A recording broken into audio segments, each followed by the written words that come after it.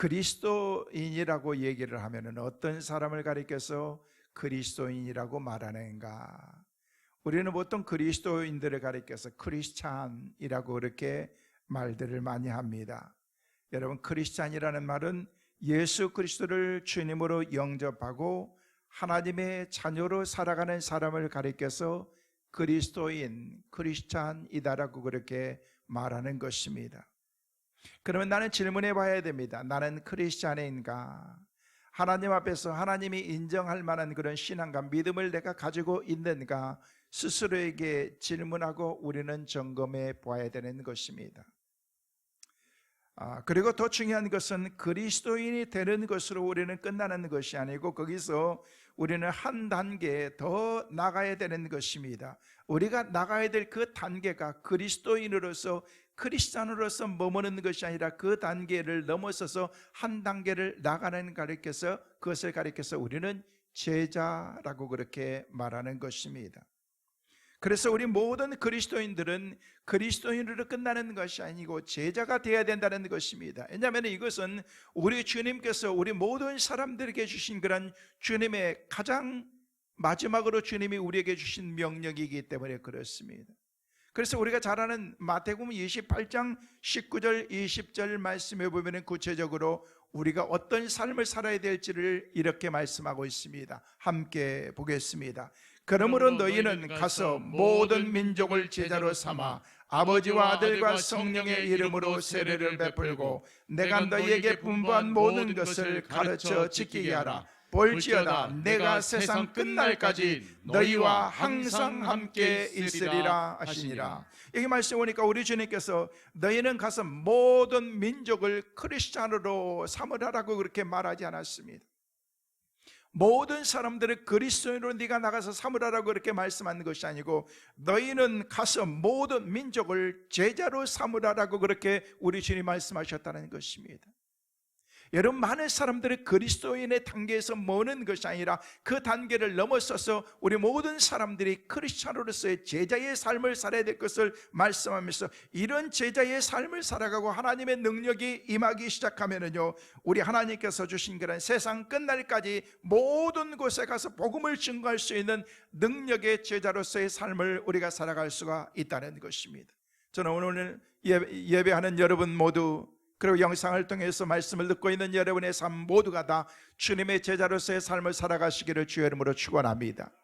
하나님 앞에서 우리가 제자로 삶을 살아가. 여러분, 예수님은 모든 민족을 그리스도인이라고 그렇게 만들라라고 그렇게 말하지 않고 제자로 만들라라고 그렇게 말했다는 것입니다. 여러분, 그리스도인과 제자는요, 엄연하게 확실하게 다릅니다. 여러분, 신자와 믿음이 있는 그런 믿음의 사람들과 제자의 삶을 산다는 것이 어떻게 다른지 한번 보시길 바랍니다. 여러분, 신자는 믿는 사람이 신자이고 제자라는 것은요, 제자는 주님을 따라가는 사람이 제자인 것입니다.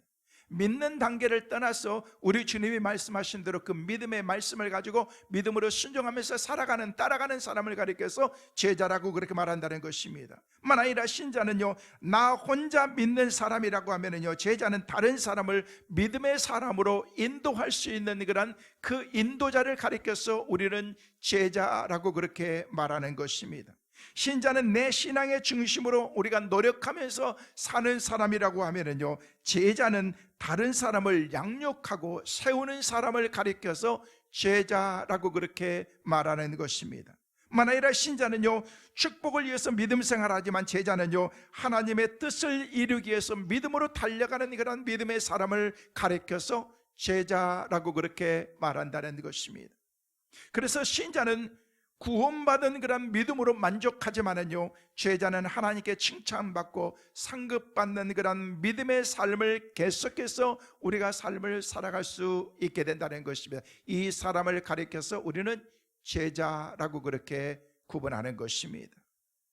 여러분, 그렇다고 해서 내가 제자가 될 것인가 아니면 성도가 될 것인가 크리스찬으로 있을 것인가, 이것은 내가 선택한 게 아닌 것입니다. 우리가 하나님을 알고 믿음 생활하면서 우리가 주님을 알아가고 구원받은 하나님의 백성들, 예수 그리스도를 구주로 영접한 모든 사람들에게 하나님의 자녀가 되는 권세를 하나님이 우리에게 주셔야 되겠다라고 말씀하시면서 그때부터는 영원한 하나님의 나라를 소망하면서 우리가 살아가게 되는 것입니다. 그런데 그것으로서 우리의 삶이 끝나는 것이 아니요, 그 단계를 넘어서서 우리는 그때부터 제자의 삶을 살아가게 된다는 것입니다. 탈무드에 보면은요, 이런 재미있는 이야기가 나오고 있습니다.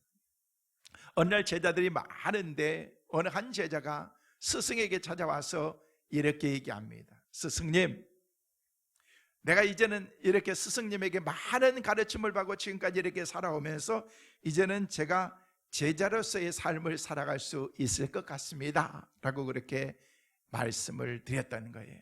그럴 때 스승이 그 제자를 보면서 아, 그렇구나, 그동안 훈련을 잘 받고 그러더니 네가 그런 고백을 할 수 있겠구나, 그러면서 그 제자의 자격이 무엇이냐라고 그렇게 물었어요.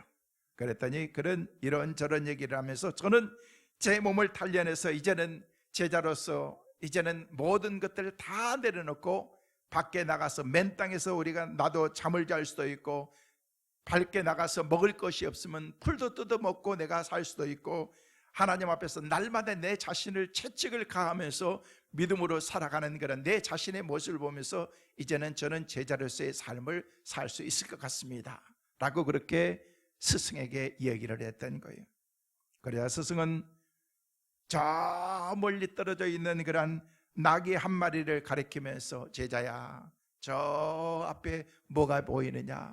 네, 저기 보니까 말인지 낙인지 모르는데 보입니다. 저건 낙이란다 라면서 그렇게 얘기를 하는 거예요. 저 낙이를 보아라. 저 낙이는 맨 땅 위에서 자고 들판에서 풀을 뜯어먹고 날마다 주인을 위해서 수고하고 애쓰면서도 날마다 채찍에 맞으면서 살아가고 있단다. 지금까지 너는 나귀가 될 자격을 갖추고 있는 것 같다 라고 그렇게 스승이 제자에게 말하더라는 것입니다. 우리는 보편적으로 생각하면서 제자가 된다는 것을 우리는 어떤 그런 제자 훈련의 과정을 거치고 어떤 새가족반을 거치고 제자 훈련 1단계, 2단계 어떤 과정을 거쳤기 때문에 우리는 제자라고 그렇게 생각할 수 있지만은요, 그게 아니라는 것입니다. 중요한 것은 형식적인 자격이 아니라 주님께서 12제자를 뽑으시고 훈련하셨듯이 복음으로 무장하고 그리스도 영으로 충만한 그런 사람을 가리켜서 제자라고 그렇게 말한다는 것입니다. 그래서 오늘 말씀을 통해서 예수님의 제자들을 어떻게 훈련시키셨는지, 제자는 어떻게 우리가 믿음으로 살아야 될지를 우리는 말씀을 통해서 보아야 되는 것입니다. 바라긴 우리 승민의 온 가족들 정말로 무늬만 그리스도인이 아니라 명목만 우리가 크리스찬이라고 그렇게 말하는 것이 아니라 정말로 주님의 우리의 신앙과 믿음을 인정할 만한 그런 믿음의 사람들, 그리고 주님께서 저와 여러분의 신앙을 그래 내가 너 믿음을 안다, 그리고 우리 주님이 우리에게 너는 내 제자야 라고 그렇게 말할 수 있는 믿음의 성도들 꼭 되시기를 주의 이름으로 축원합니다. 하나님 앞에서 우리가 그런 주님의 제자로서, 예수의 제자로, 여러분 제자는 말씀대로 사는 사람을 가리켜서 제자라고 말하는 것입니다. 머리로 아는 사람은 결코 제자가 될 수가 없습니다. 머리로 아는 것을 우리의 가슴으로 우리가 느끼면서 그것을 뜨거운 그런 그 가슴을 가지고 믿음으로 살아가는 것을, 그것을 가리켜서 제자의 삶이라고 말하는 것입니다. 누가 그런 말씀을 하신 것을 봤어요. 인생에서 가장 긴 여행은 어떤 여행인가? 그 여행은 머리에서부터 발끝까지 내려오는 그런 그 여행이 제일 긴 여행이래요. 여러분, 두 뼘밖에 되지 않는 그런 머리에서 알고 배웠던 것을, 머리로 안 것을 가슴으로 뜨겁게 느낄 수 있다는 것이, 여기까지 내려오는 것이 수십 년 아니면 평생 동안 내려오지 못하고 해서 이 여행을 방황하면서 살아가는 사람들이 얼마나 많습니까? 그래서 내가 알고 있는 그런 신앙과 내가 알고 있는 그런 주님을 뜨거운 가슴으로 머리로 아는 그런 그 신앙은 온전한 신앙이라고 말할 수가 없는 것입니다. 그래서 우리의 가슴으로 내려와서 예수 그리스도가 내 안에 계시면서 뜨거운 그런 그 가슴을 가져서 주님의 심장으로 우리가 삶을 살아가는 그 사람을 가리켜서 그리스도인, 그리고 주님의 제자라고 그렇게 말할 수 있다는 것입니다. 저는 그 단계를 넘어서서 머리로 알고 있는 그 신앙을 가슴으로 뜨겁게 느끼고 가슴으로 느끼는 그런 그 신앙과 그 믿음을 가지고서 발로 실천할 수 있는 그런 그 삶을 온전한 그리스도의 제자라고 저는 말하고 싶습니다. 왜냐하면 발이라는 것은요, 발은 실천이고 우리의 삶의 현장을 말하는 것입니다. 많은 사람들이 머리로 아는 것으로 끝나고 있습니다. 가슴까지도 내려오지 못한데 가슴으로 와서 야 진짜 뜨겁다, 뜨거운 그런 가슴을 가지고서 그 이상 또 나가지 못한다는 것입니다. 왜요? 우리의 삶의 실천과 행함이 없기 때문에 그런 것입니다. 믿음으로 살았던 그런 그 사람들의 삶을 보면요, 이 실천의 단계까지 머리로서 하는 것을 가슴으로 알고 있는 것을 내 삶의 실천의 방향으로 계속해서 믿음으로 살아가는 그 사람들의 삶에 놀라운 하나님의 은혜와 능력이 그들 가운데 임하게 되더라는 것입니다. 가슴에서 발까지의 여행입니다. 뜨거운 그런 마음의 감동을 삶으로 옮길 때 우리는 그때 진정한 주님의 제자가 될 수가 있기 때문인 것입니다.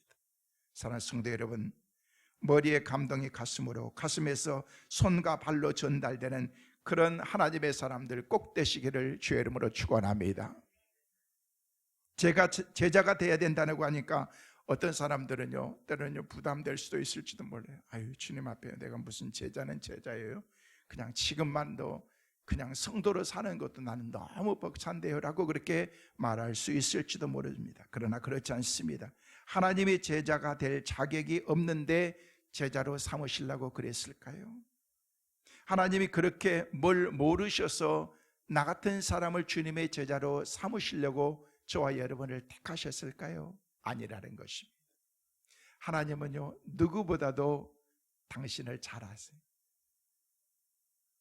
여러분의 남편은, 여러분의 아내는 여러분을 모를 수 있어요. 저도 여러분을 잘 몰라요. 부분적으로만 알아요. 모르는 부분이 더 많습니다.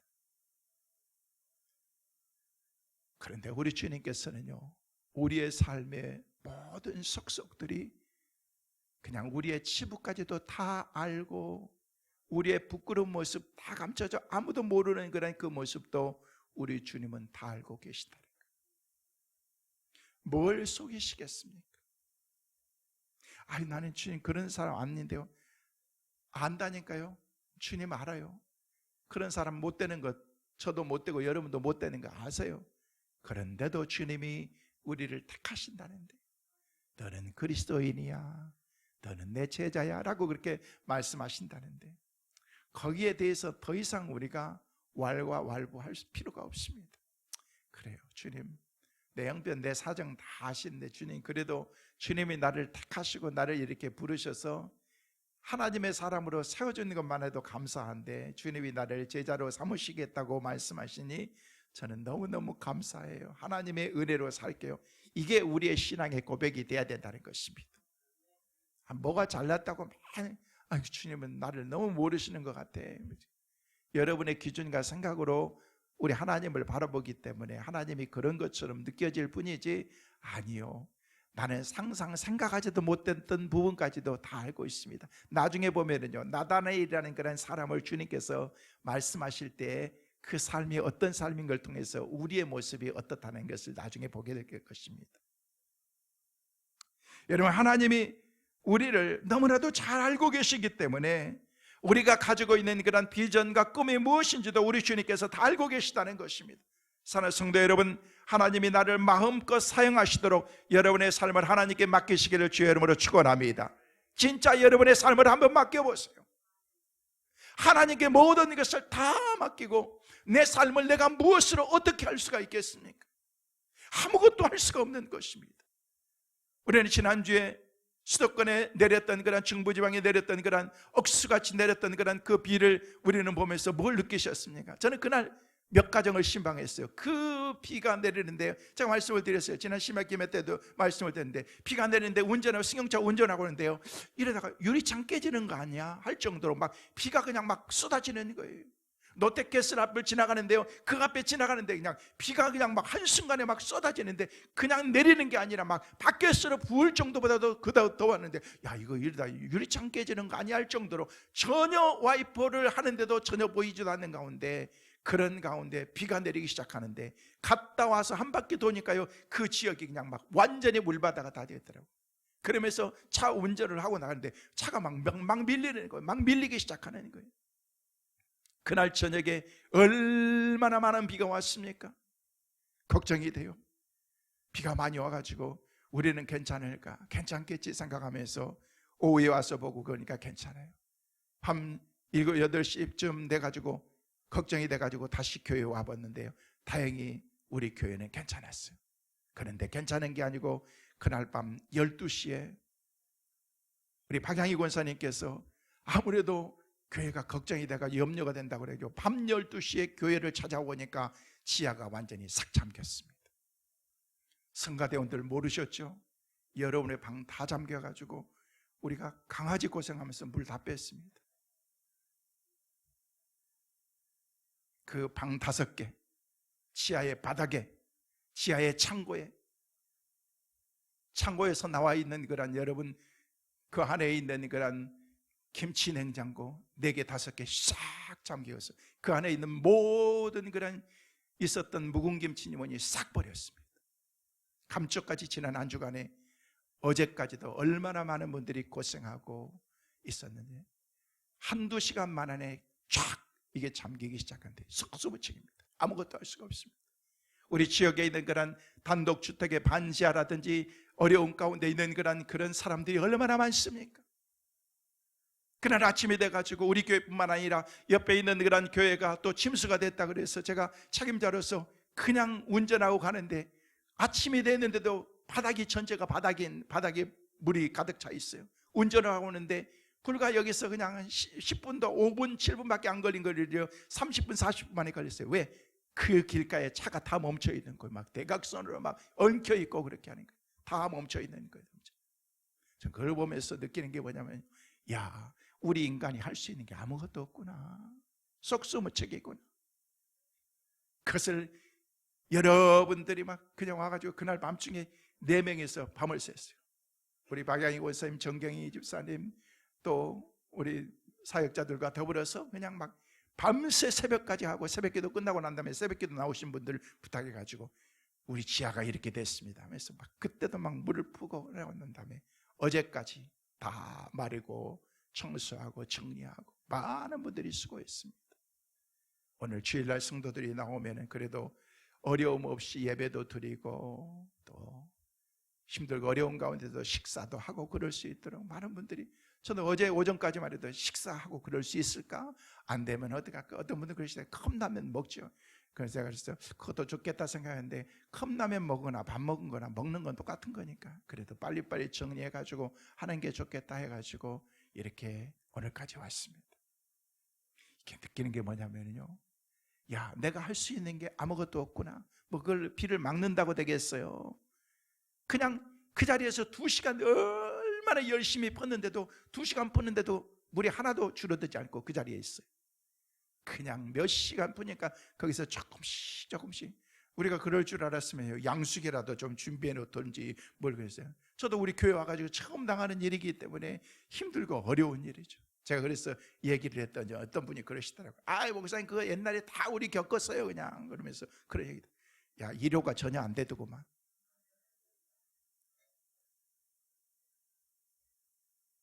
참 힘들고 어려운 가운데에서 하나님께서 주신 그런 하나님의 보호가 아니면은 전혀 우리가 그렇게 우리의 삶을 살아갈 수가 없다는 것입니다.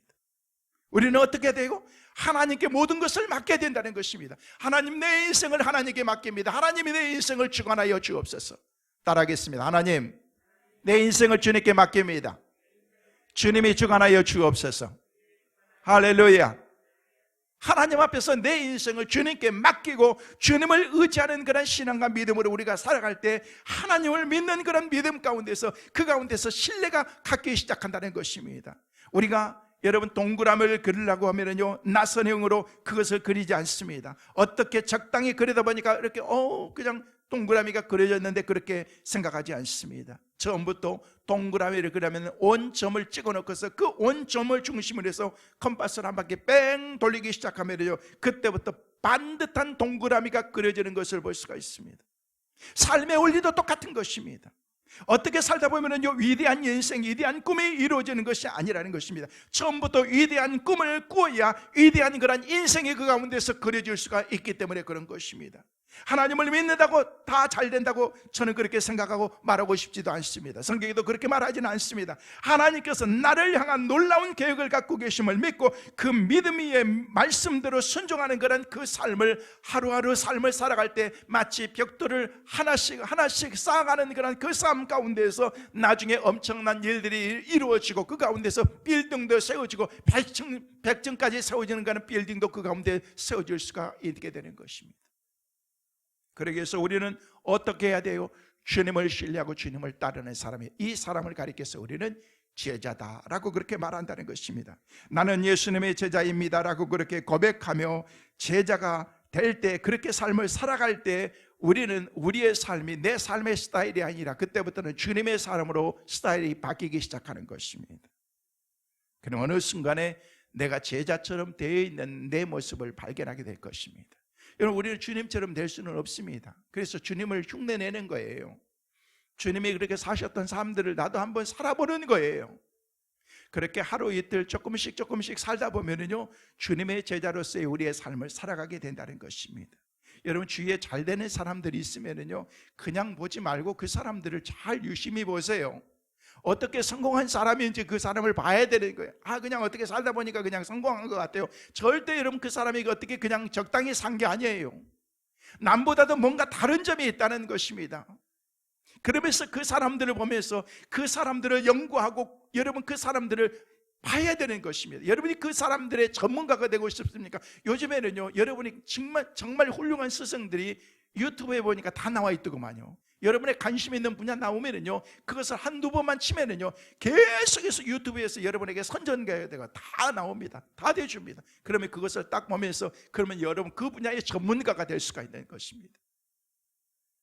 저희 집에 이렇게 한 10여 년 이상 이렇게 살다 보니까 욕실에도 그렇고 이렇게 조금씩 이렇게 곰팡이도 나고 그렇더라고요. 그러니까 그래서 이걸 사람을 부르기도 좀 그렇고 그래가지고 그 인터넷을 봤어요. 인터넷을 보니까 이렇게 어떻게 하는 게 있더라. 그래가지고 여기 다이소 가니까 기구들 다 파는 거예요. 아주 싸요. 그래서 그걸 싹 긁어내고 난 다음에 뿌리고 난 다음에 그것을 어떻게 이게 타일을 하는 걸 다 나오더라고요. 그래서 그걸 사다가 저희 아내하고 저희 집사람하고 같이 했습니다.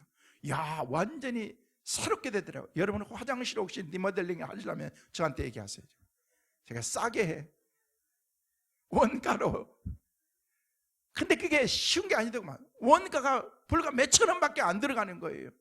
그거 가지고 안 되겠더라고요. 그래서 현관 입구도 보니까 한번 싹 긁어버리고 난 다음에 거기도 그냥 샥 한번 칠하고 난 다음에 테이프를 붙여가지고 해가지고 테이프 딱 뜯고 나니까요, 감쪽같이 그러니까 완전히 새 건물처럼 그렇게 새 이랬던 그런 분위기가 나더라고요. 이야, 여러분 얼마나 스승들이 많은 줄 아십니까?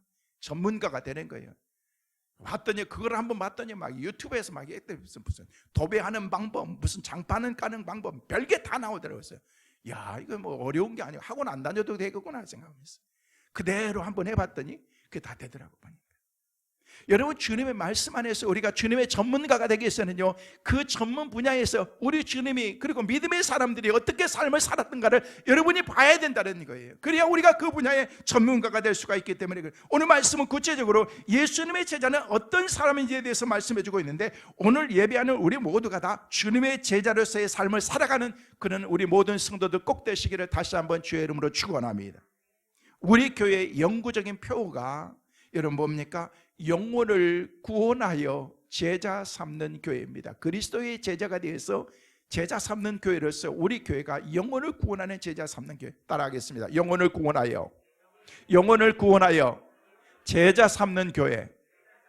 하나님께서 우리 교회를 세워주신 그런 목적이 영혼을 구해서 제자 삼는 그런, 여러분 제자는 성도와 다르다는 것입니다. 구별된 사람인 것입니다. 뭔가 다른 훌륭한 사람, 영적인 그런 강한 군사를 가리켜서 우리는 제자라고 그렇게 말하는 것입니다. 아니, 그렇게 되기를 원하는 사람이 바로 영적인 군사요 제자인 것입니다. 그래서 우리는 제자로서 그저 그런 신앙이 아니라 뭔가 다른 거룩한 욕망들이 우리의 삶 가운데, 우리의 가슴 속에 불타올라야 되는 것입니다.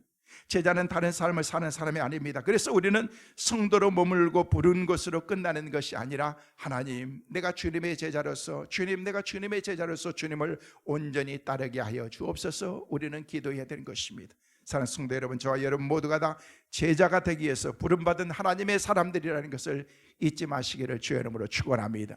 그러면 제자라는 것은 무엇인가? 저는 간단하게 세 가지로 말씀을 드립니다. 첫째로, 제자에게는 영적인 그런 갈망이 우리 마음속에 우리에게 있어야 되는 것입니다. 여러분, 이 사실을 꼭 기억하십시오. 영적인 그런 영적인 갈망이 없으면, 영적인 갈증이 없으면 절대 제자가 될 수가 없습니다. 예수님이 가지고 계신 그런 기준 가운데 하나가 뭔지 아십니까? 딱 한 가지입니다. 영적인 갈망이 있는 사람인가 없는 사람인가 주님께서 보시는 거예요. 그가 배우지 않았던 배웠던 상관하지 않습니다. 그가 지금 현실적으로 볼 때 신앙적인 그런 모습이 부족한가 부족하지 않는가, 그것도 하나님께서 보시지 않습니다. 지금 능력이 있는가 없는가, 그것도 하나님께서는 상관하시지 않습니다. 외모와 상관하지 않습니다. 환경과도 상관하지 않습니다. 아무것도 보지 않습니다. 단 한 가지 보는 것이 있습니다. 그 사람에게 열정이 있는가, 갈망하는 마음이 그 사람에게 있는가, 이것을 주님 보신다는 것입니다. 여러분, 영적인 목마름을 가지고 있는, 여러분, 목마른 사슴이 시냇물을 찾아가듯이 그 갈망하는 그런 그 마음이 목이 타서 금방 죽을 것 같습니다. 물 한 모금만 마시면 내 삶 가운데서 살아날 것 같은데 물을 찾아서 다녔는데 시냇물이 흐르고 있습니다. 마치 그곳에 가서 막 벌컥벌컥 물을 마시는 그런 사슴처럼 그런 갈망함이 우리 가운데 있느냐는 거예요. 그런 갈증이 없으면 죄송한데 주님의 제자가 될 수가 없습니다. 어떤 목사님이 집에 있는데요, 이제 얼마 신앙생활하지 않는 그런 초신자가 밤중에 와가지고 막 문을 두들기더라고요. 누군가 봤더니요, 얼마 나지 않는 그런 신자인데 와가지고, 목사님, 접니다. 알지, 보면 딱 보면 알지. 네, 제가 한 잔이 있습니다. 한 잔이 아닌데 들어가도 되겠습니까? 근데 왔는데 안 된다고 그렇게 들어라고 했더니 딱 앉아가지고 얘기하면서 하면서 막 그러면서, 목사님, 제가 하면서 막 말도 안 되면서 한참 하다가, 죄송한데 담배 한 대 피워도 되겠습니까? 하면서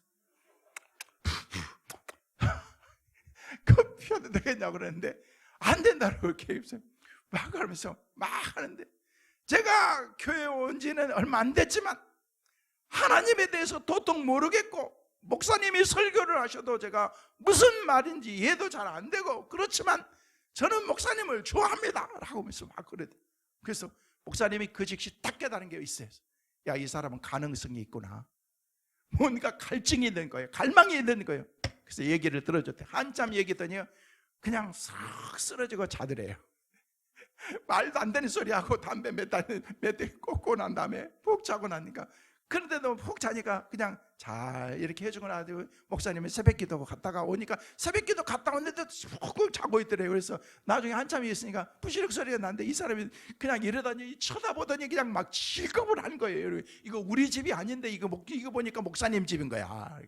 그래가지고 봤더니 거기엔 젖떨어지는 없고 접시에 담배 꽁치가 몇 개가 있고 그러는데, 보니까 아이고, 가만히 생각해 보니까 필름이 돌아가기 시작하는데, 지난밤에 와가지고 목사님을 만나면서 자기가 몇 개 했던 거 생각나면서 너무너무 부끄럽더라는 것입니다.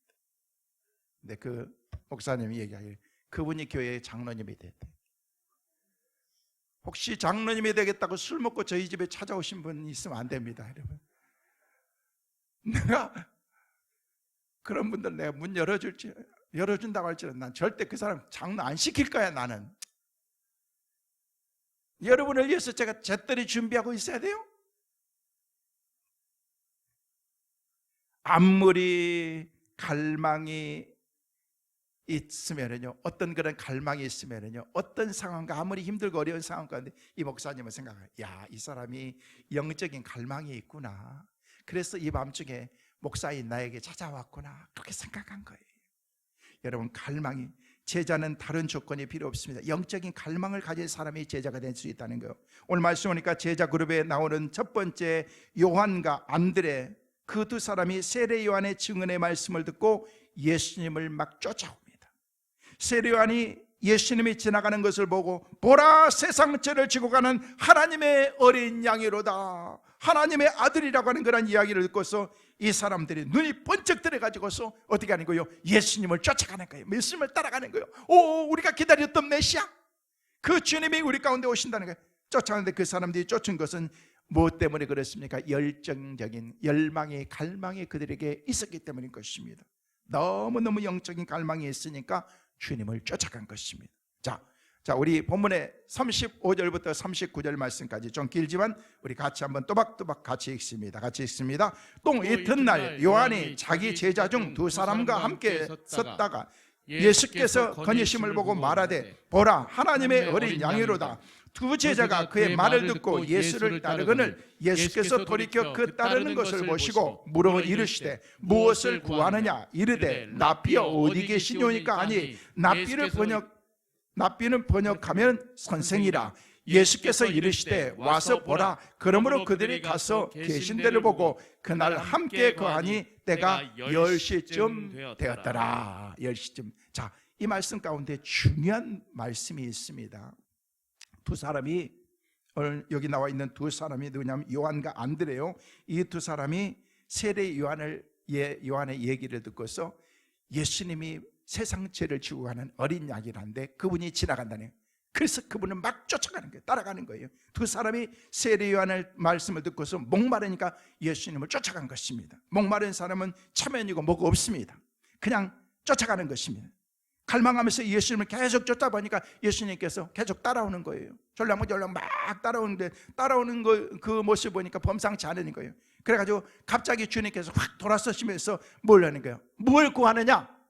네가 뭘 원하느냐? 라고 그렇게 그들에게 물은 거예요. 자, 이 말씀 가운데 보니까 그렇게 물었어요. 이렇게 예수께서 돌이켜 그 따르는 것을 보고 물어 이르시되 무엇을 구하느냐? 이르시되 그 말씀 가운데 그 다음 말이니까 납비여 어디 계시냐니까. 여러분 보세요.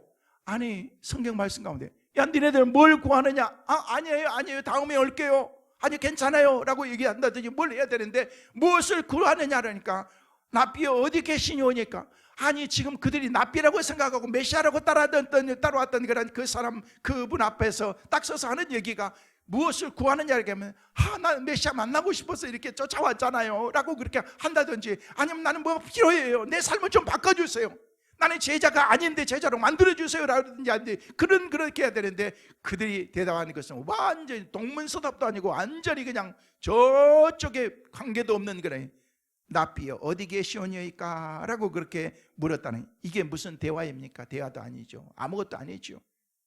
무엇을 원하냐 하면 내가 무엇을 원한다든지 아니면 원하지 않는다든지, 아니요 죄송해요 제가 잘못 온 것 같아요 나중에 뵐게요 라든지 해야 되는데, 이게 뭐였어? 그들은 어찌됐든 간에 마음에 갈망이 있었습니다. 갈증이 있었어요. 자 보세요. 주님이 이걸 모르셨겠어요? 무엇을 원하느냐라고 깜짝 놀라 납비 어디 계십니까? 라면서 얘기하는데 그들의 말은 그렇게 했지만 그들의 마음속에 생각 속에 무엇이 그들의 갈망인 것을 주님은 알았던 거예요. 그랬을 때 우리 주님께서 그 다음 말씀에 예수께서 이르시되 와서 보라, Come on see 라고 말하고 있습니다. 와서 보라, 와보라 라고 그렇게 말씀하신 거예요. 그들에게 지금 무엇을 원하느냐라고 얘기했는데 우리 주님께서는 그들의 마음을 벌써 앞질러 가면서 주님이 그들에게 얘기하기를, 그들이 무엇을 지금 납비가 어디 계시는가 그걸 지금 물어보는 게 아니었던 거예요. 그런데 우리 주님께서는요 그것을 다 승화시켜 가지고 딱 돌려 가지고 와서 봐, 이리 와봐 라고 그렇게 말씀하십니다. 마음의 갈망이 있었고 갈증이 있었던 것을 우리 주님께서는 그를 아시면서 그 가운데서 와서 보라고 말씀하시고, 그때 주님이 그 사람들을 만들어 주시는 거예요. 만나 주시는 거예요. 그 만나 주신 그 사람들이 어떻게 돼요? 제자가 되었습니다. 요한, 안드레 제자가 된 것입니다. 그 시간이 몇이에요? 10시였어요. 우리 시간으로 따지면 오후 4시였던 거예요. 10시가 돼가지고 주님을 만났어요.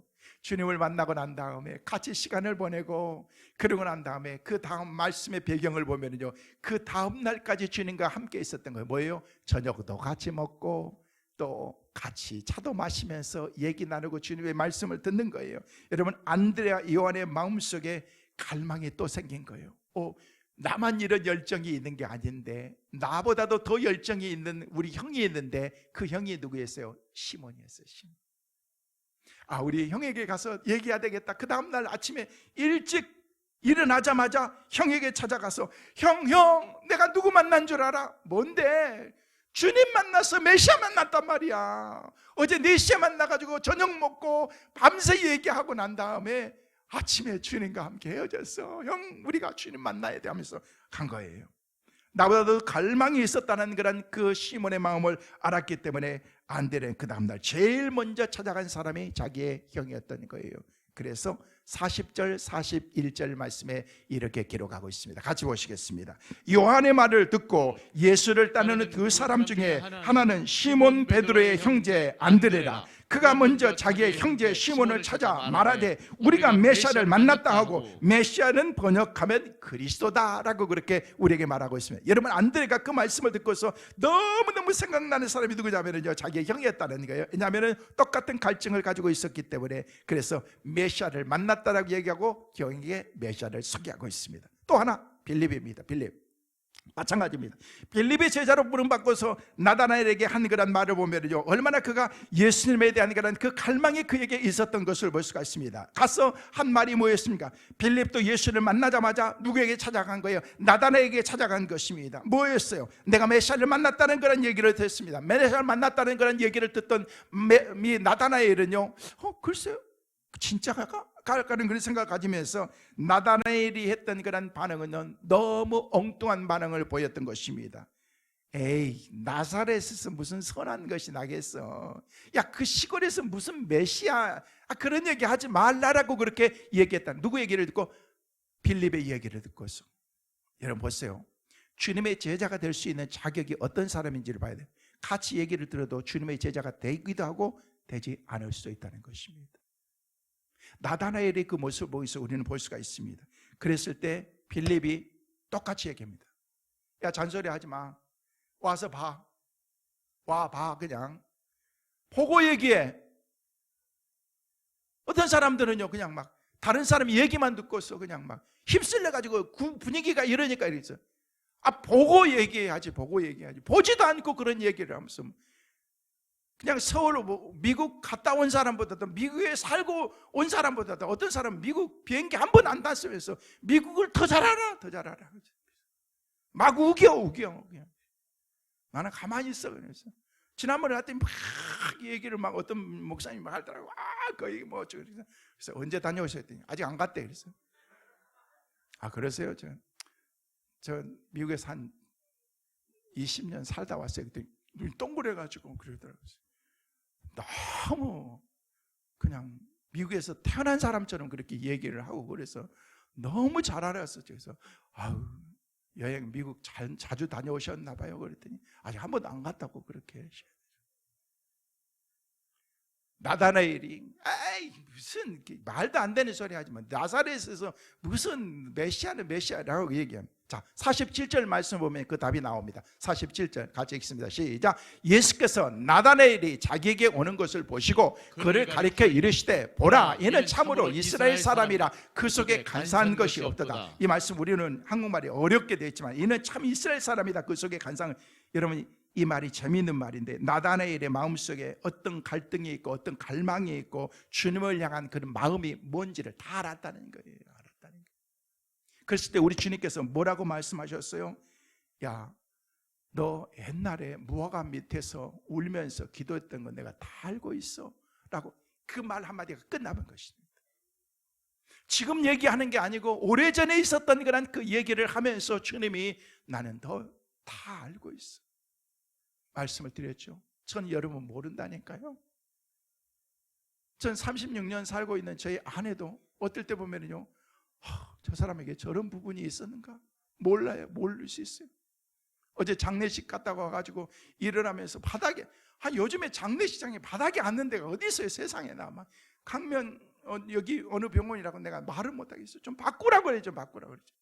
그래서 일어나면서 발을 집었나 봐요. 발을 집으면서 이렇게 눌렀나 봐요. 갑자기 우리 집사람이 입에서 아이씨 그러더라고요.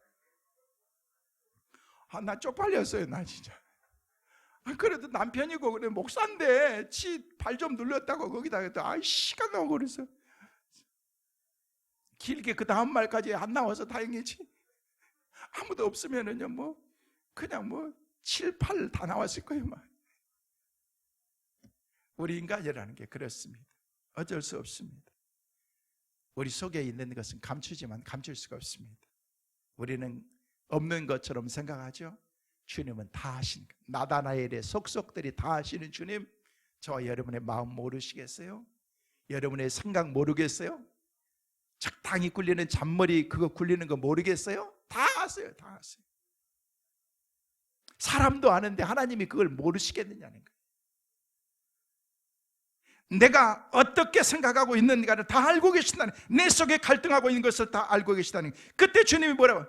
네가 무화과 나무에 있을 때 이미 봤다. 너 고민하고 기도하는 것을 내가 이미 봤다. 그때 엎드려진 거예요. 너의 모습을 보고 내가 이미 다 알고 있었다. 네 마음속에 있는 갈망이, 열정이 무엇인지를 알고 있었다는 것입니다. 여러분, 영적 갈망이 없으면 아무것도 일어나지 않습니다. 갈증하는 사람이 물을 마시게 되어 있습니다. 성도 여러분, 우리에게도 이런 영적인 갈망이 날마다 일어날 수 있기를 주의 이름으로 축원합니다.